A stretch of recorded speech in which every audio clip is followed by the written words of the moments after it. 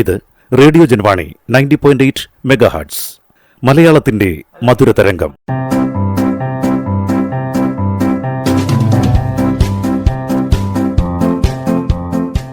ഇപ്പോൾ വാരാന്ത്യ ലോക വൃത്താന്തം കേൾക്കാം. പ്രൊഫസർ ജെ ജേക്കബ് അവതരിപ്പിക്കുന്നു.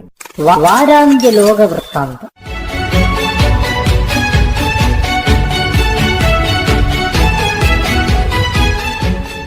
എല്ലാ മാന്യ ശ്രോതാക്കൾക്കും ലോകവൃത്താന്തത്തിലേക്ക് സ്വാഗതം. വെനിസ്വേലയുടെ പ്രസിഡന്റായി മഡുറോ വീണ്ടും സത്യപ്രതിജ്ഞ ചെയ്തു. 6 വർഷമുള്ള 2 ടേം പൂർത്തിയാക്കിയ മഡുറോ ഇത് 3ാം തവണയാണ് അധികാരം ഏറ്റെടുക്കുന്നത്. കഴിഞ്ഞ വർഷം ജൂലൈയിലാണ് തിരഞ്ഞെടുപ്പ് പൂർത്തിയാക്കി ഇദ്ദേഹം വിജയിച്ചതായി തിരഞ്ഞെടുപ്പ് കമ്മീഷൻ പ്രഖ്യാപിച്ചത്. തിരഞ്ഞെടുപ്പ് കമ്മീഷൻ തന്നെ സ്വന്തം വെബ്സൈറ്റിൽ പ്രസിദ്ധീകരിച്ച ബൂത്ത് തല കണക്കുകൾ അനുസരിച്ച് മഡുറോയ്ക്ക് ലഭിച്ചത് 30% വോട്ടുകൾ മാത്രമാണ്. 67% വോട്ടുകളും ലഭിച്ചത് മഡുറോയുടെ എതിർ സ്ഥാനാർത്ഥിയായി മത്സരിച്ച ഗൊൺസാൽവസിനാണ്. ഇദ്ദേഹം വിജയിച്ചതായി പ്രഖ്യാപിക്കണം എന്നാവശ്യപ്പെട്ടു നടത്തിയ സമരം സൈനികത്തിൻ്റെ സഹായത്തോടെ മഡുറോ അടിച്ചമർത്തി. അമേരിക്കയുടെ പിന്തുണ ഉണ്ടായിരുന്നുവെങ്കിലും ഈ സമരം വിജയിച്ചില്ല. ജനങ്ങളാണ് തന്നെ തിരഞ്ഞെടുത്തതെന്നും അവർക്കല്ലാതെ മറ്റാർക്കും തന്നെ നീക്കാൻ കഴിയില്ല എന്നുമാണ് അധികാരം ഏറ്റെടുത്തതിനു ശേഷം നടത്തിയ പ്രസംഗത്തിൽ മഡുറോ അവകാശപ്പെട്ടത്. യഥാർത്ഥ ജനവിധി തനിക്കെതിരായിരുന്നു എന്നത് പ്രസിഡന്റ് സൗകര്യപൂർവ്വം മറന്നു.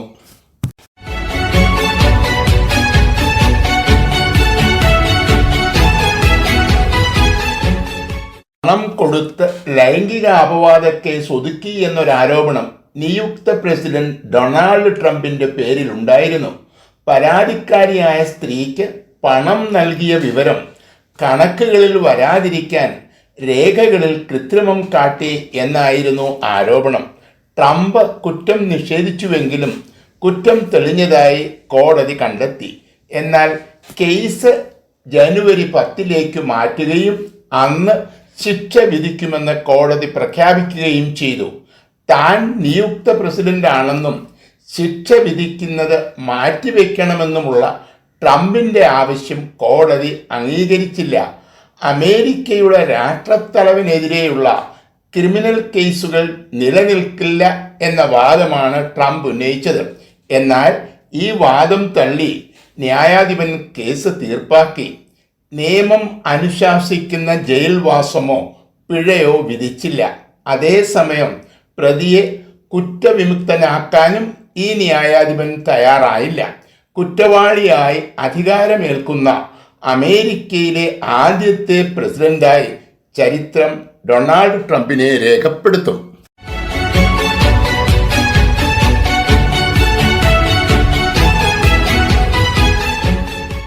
ഉക്രൈനെതിരെയുള്ള യുദ്ധത്തിൽ റഷ്യൻ സൈനികരോടൊപ്പം ഉത്തര കൊറിയൻ സൈനികരും പങ്കെടുക്കുന്നു എന്നത് നേരത്തെയുള്ള ഒരാരോപണമാണ്.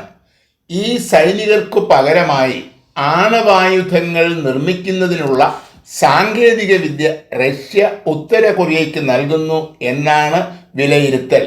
2 രാജ്യങ്ങളും ഈ ആരോപണം നിഷേധിച്ചിട്ടുണ്ട്. ഇതിനിടയിലാണ് യുദ്ധത്തിൽ ജീവനോട് പിടികൂടിയ 2 ഉത്തര കൊറിയൻ സൈനികരെ സെലൻസ്കിയുടെ പട്ടാളം ടിവിയിൽ പ്രദർശിപ്പിച്ചത്.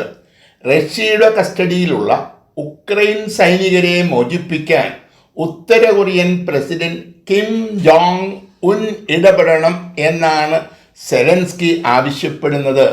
ഉക്രൈൻ സൈനികർക്കു പകരമായി തങ്ങളുടെ പക്കലുള്ള ഉത്തര കൊറിയൻ സൈനികരെ കൈമാറാം എന്നാണ് സെലൻസ്കിയുടെ വാഗ്ദാനം.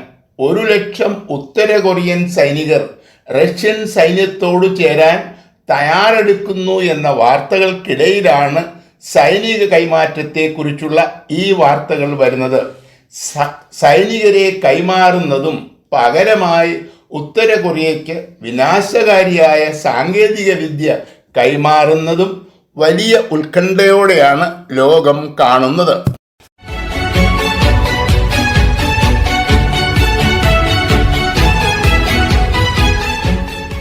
വടക്കേ അമേരിക്കൻ രാജ്യമായ ബ്രസീൽ സ്കൂൾ കുട്ടികൾ സ്മാർട്ട് ഫോൺ ഉപയോഗിക്കുന്നതിന് നിരോധനം ഏർപ്പെടുത്തി. അടുത്ത ഫെബ്രുവരി മുതൽ ഈ നിയമം നിലവിൽ വരും. വിദ്യാഭ്യാസ രംഗത്ത് ഓൺലൈൻ വഴിയുള്ള സംഭാവനകൾ വളരെ വലുതാണ്. എന്നാൽ സാമൂഹിക മേഖലയിൽ മൊബൈൽ ഫോൺ മൂലമുണ്ടാകുന്ന വിപത്തുകൾ അതിലും വലുതാണ്.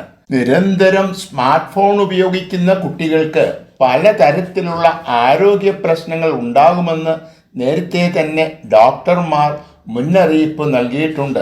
ഇതുമൂലം ആരോഗ്യ പ്രശ്നങ്ങൾ മാത്രമല്ല മാനസിക പ്രശ്നങ്ങളും ഉണ്ടാകുന്നു എന്നാണ് പഠനങ്ങൾ പറയുന്നത്. യാതൊരു നിയന്ത്രണവുമില്ലാതെ കുട്ടികൾക്ക് ഓൺലൈൻ സൗകര്യം നൽകരുത് എന്ന കാര്യത്തിൽ വിയോജിക്കുന്നവർ അധികമുണ്ടാകും എന്ന് തോന്നുന്നില്ല. പലപ്പോഴും ഒരു കളിപ്പാട്ടം പോലെ കരച്ചിലടക്കാനായി ചില അമ്മമാരെങ്കിലും കുഞ്ഞുങ്ങൾക്ക് മൊബൈൽ ഫോണുകൾ നൽകാറുണ്ട്. ടെക്സ്റ്റ് ബുക്കുകൾ വാങ്ങുന്ന ലാഘവത്തോടെ തങ്ങളുടെ മക്കൾക്ക് പല മാതാപിതാക്കന്മാരും മൊബൈൽ ഫോൺ വാങ്ങി നൽകുന്നു. തീർത്തും നിരുപദ്രവകരമായ ഒന്നല്ല ഈ പ്രവൃത്തി എന്ന് തിരിച്ചറിയുന്നത് കൊണ്ടാണ് ബ്രസീൽ ഇത് നിരോധിച്ചത്.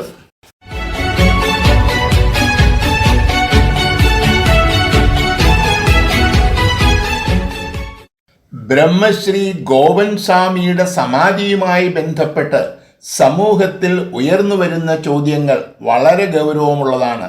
ഒരാളുടെ മരണത്തിൽ സംശയമുണ്ട് എന്നൊരു പരാതി ലഭിച്ചാൽ പോലീസിന് അന്വേഷണം നടത്താതിരിക്കാൻ കഴിയുമോ? എല്ലാ ജനനങ്ങളും മരണങ്ങളും നിശ്ചിത തീയതിക്കുള്ളിൽ രജിസ്റ്റർ ചെയ്യണം എന്നാണ് നമ്മുടെ നാട്ടിലെ നിയമം. ഇതിൽ വീഴ്ച വരുത്തിയാൽ ശിക്ഷയും ലഭിക്കും. രജിസ്റ്റർ ചെയ്യുമ്പോൾ മരണകാരണം, തീയതി, മരണം നടന്ന സ്ഥലം തുടങ്ങിയവ രേഖപ്പെടുത്തണം. സമാധിയായി എന്ന് പറഞ്ഞാൽ മരിച്ചതായി കണക്കാക്കാമോ? നിയമപരമായ നടപടികൾ പാലിക്കേണ്ടത് എല്ലാ പൗരന്മാരുടെയും ഉത്തരവാദിത്വമാണ്. മതത്തിന്മേലുള്ള അതിക്രമമായി കരുതുന്നതുകൊണ്ട് ഇത്തരം നടപടികൾ ഒഴിവാക്കാൻ ഒരു മതേതര ഭരണകൂടത്തിന് കഴിയുമോ? ഈ സ്വാമിയുടേത് സ്വാഭാവികമായ മരണമായിരുന്നു എന്ന് തെളിയിക്കപ്പെടുന്നതുവരെ സ്വാമിയുടെ മക്കളും ഭാര്യയും സംശയത്തിൻ്റെ നിഴലിലാണ്. എങ്ങനെയാണ് സ്വാമി അന്തരിച്ചത് എന്ന് ശാസ്ത്രീയമായി കണ്ടെത്തുകയും അത് പൊതുസമൂഹത്തെ അറിയിക്കുകയും ചെയ്യുക എന്നത് സർക്കാരിൻ്റെ ഉത്തരവാദിത്വമാണ്.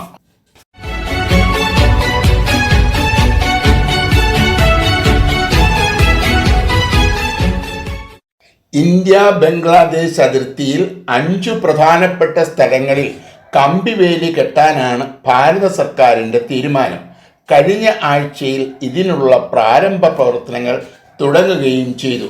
ഇരു രാജ്യങ്ങളിലും തമ്മിലുള്ള ധാരണകൾക്കെതിരാണ് ഈ നിർമ്മാണ പ്രവർത്തനങ്ങൾ എന്നാണ് ബംഗ്ലാദേശ് അധികൃതർ ആരോപിക്കുന്നത്. ധാരണകൾക്ക് വിരുദ്ധമായി ഒന്നും തന്നെ ചെയ്തിട്ടില്ല. ചട്ടങ്ങൾ പൂർണ്ണമായും പാലിച്ചാണ് അതിർത്തിയിൽ കമ്പിവേലി സ്ഥാപിക്കുന്നത് എന്നാണ് ഭാരത സർക്കാരിൻ്റെ വിശദീകരണം. ബംഗ്ലാദേശ് പൗരന്മാർ അനധികൃതമായി ഇന്ത്യയിൽ പ്രവേശിക്കുന്നത് തടയുക എന്നത് മാത്രമാണ് തങ്ങളുടെ ലക്ഷ്യം എന്ന് പല പ്രാവശ്യം ഭാരത സർക്കാർ വ്യക്തമാക്കിയിട്ടുണ്ട്. ഇത്തരത്തിൽ ഇന്ത്യയിൽ പ്രവേശിക്കുന്ന ബംഗാളികൾ ഉൾപ്പെട്ട കുറ്റകൃത്യങ്ങൾ വർദ്ധിക്കുന്നതായും കണ്ടെത്തിയിട്ടുണ്ട്. ഇന്ത്യയിൽ വന്ന് കുറ്റകൃത്യങ്ങൾ നടത്തിയതിനു ശേഷം പലരും ബംഗ്ലാദേശിലേക്ക് രക്ഷപ്പെടുന്നതായും പോലീസ് റിപ്പോർട്ട് ചെയ്തിട്ടുണ്ട്. കുറ്റവാളികൾ നുഴഞ്ഞു കയറുന്നത് തടയാനാണ് അതിർത്തി കമ്പിവേലി കെട്ടി സംരക്ഷിക്കാൻ ഭാരത സർക്കാർ തീരുമാനിച്ചത്.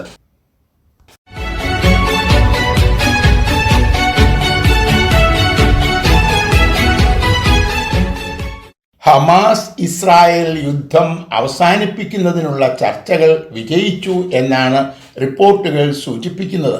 ഘട്ടം ഘട്ടമായി ഇസ്രായേലും പാലസ്തീനും തടവുകാരെ മോചിപ്പിക്കും.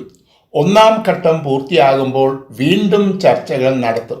ഗാസയിൽ നിന്നും മുഴുവൻ സൈനികരെയും പിൻവലിക്കണം എന്നാണ് ഹമാസിൻ്റെ ആവശ്യം. എന്നാൽ ജനവാസ മേഖലയിൽ നിന്നും സൈനികരെ പിൻവലിക്കാം എന്നാണ് വാഗ്ദാനം.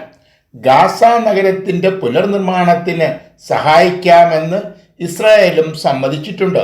അമേരിക്കൻ പ്രസിഡന്റ് ബൈഡൻ മുമ്പോട്ട് വച്ച നിർദ്ദേശങ്ങളുടെ അടിസ്ഥാനത്തിൽ ഖത്തറിൻ്റെയും ഈജിപ്തിൻ്റെയും മധ്യസ്ഥയിലാണ് ചർച്ചകൾ നടന്നത്.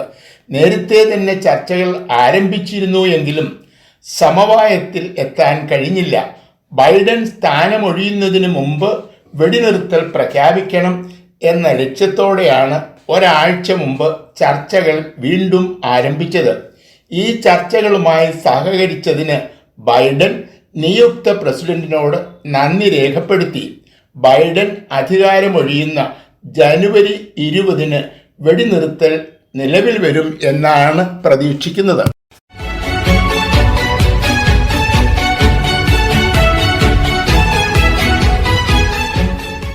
ഇംപീച്ച്മെന്റ് നടപടികൾ നേരിടുന്ന ദക്ഷിണ കൊറിയൻ പ്രസിഡന്റിനെ അവസാനം അഴിമതി അന്വേഷണ സംഘം അറസ്റ്റ് ചെയ്തു. കോടതിയിൽ നിന്നും അറസ്റ്റ് വാറണ്ട് സമ്പാദിച്ചതിന് ശേഷം ഇദ്ദേഹത്തെ കസ്റ്റഡിയിലെടുത്ത് ചോദ്യം ചെയ്യാൻ നടത്തിയ 3 ശ്രമങ്ങളും പരാജയപ്പെട്ടു.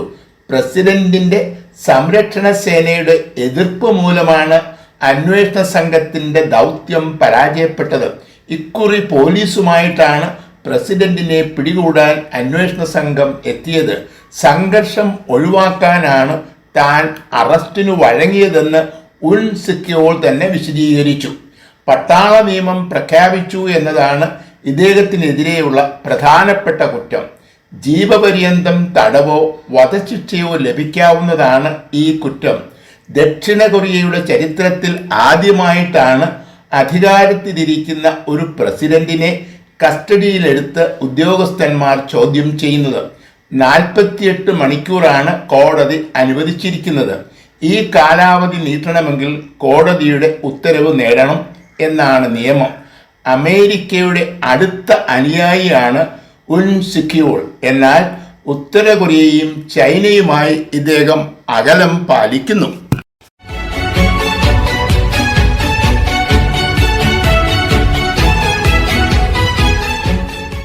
ജോസ് ഡാനിയൽ ഫെററിനെ ജയിലിൽ നിന്നും ക്യൂബ മോചിപ്പിച്ചു.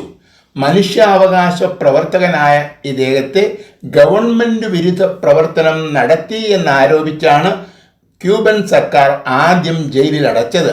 അമേരിക്കൻ പ്രസിഡന്റ് ഒബാമയെപ്പോലെയുള്ള ഉന്നതന്മാരുടെ ഇടപെടലിനെ തുടർന്ന് ഇദ്ദേഹത്തെ മോചിപ്പിച്ചു എങ്കിലും ഏതാനും വർഷങ്ങൾക്കുള്ളിൽ ഇദ്ദേഹം വീണ്ടും ജയിലിലായി. ജോ ബൈഡന്റെ ഇടപെടലിനെ തുടർന്നാണ് ഇപ്പോൾ ജോസ് ഡാനിയലിനെ മോചിപ്പിച്ചത്. താൻ അധികാരമൊഴിയുന്നതിന് മുമ്പ് ഈ മനുഷ്യാവകാശ പ്രവർത്തകന് സ്വാതന്ത്ര്യം നേടിക്കൊടുക്കണം എന്ന ലക്ഷ്യത്തോടെ ബൈഡൻ നടത്തിയ നീക്കങ്ങളാണ് ഈ മോചനത്തിന് വഴിയൊരുക്കിയത്. ഇതോടൊപ്പം തന്നെ തീവ്രവാദ പ്രവർത്തനങ്ങളെ പിന്തുണയ്ക്കുന്ന രാജ്യങ്ങളുടെ പട്ടികയിൽ നിന്നും ക്യൂബയെ ഒഴിവാക്കിയതായി അമേരിക്കയും അറിയിച്ചു. വത്തിക്കാൻ ആവശ്യപ്പെട്ടിരുന്ന തടവ് പുള്ളികളെയും ഉടൻ തന്നെ മോചിപ്പിക്കാനാണ് ക്യൂബയുടെ തീരുമാനം. ക്യൂബയും അമേരിക്കയും തമ്മിൽ അടുക്കുന്നതിൻ്റെ സൂചനകളായിട്ടാണ് ഈ മാറ്റങ്ങളെ ലോകം കാണുന്നത്.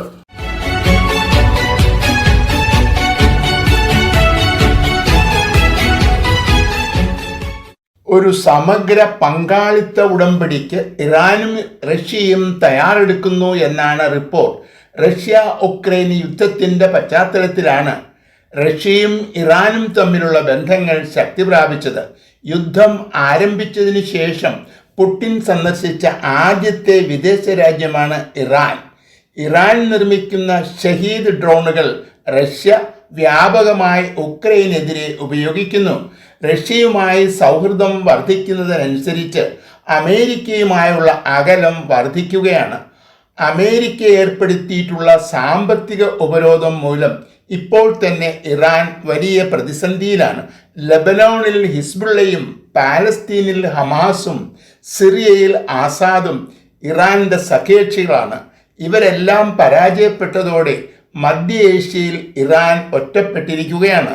ഡൊണാൾഡ് ട്രംപ് അധികാരം ഏറ്റെടുക്കുന്നതോടെ സ്ഥിതിഗതികൾ കൂടുതൽ മോശമാകും എന്നാണ് ഇറാന്റെ വിലയിരുത്തൽ.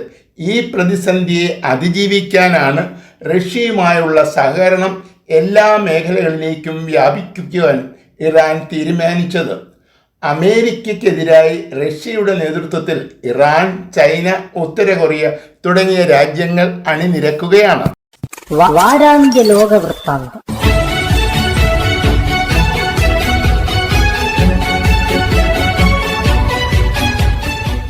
തയ്യാറാക്കി അവതരിപ്പിച്ചത് പ്രൊഫസർ ജെ ജേക്കബ്.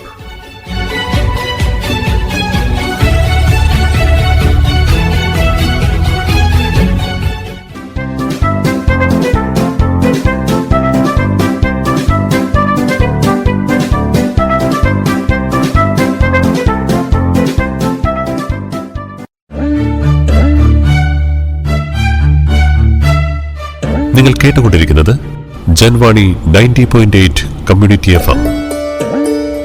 അറിയേണ്ടതും കേൾക്കേണ്ടതും മാത്രം.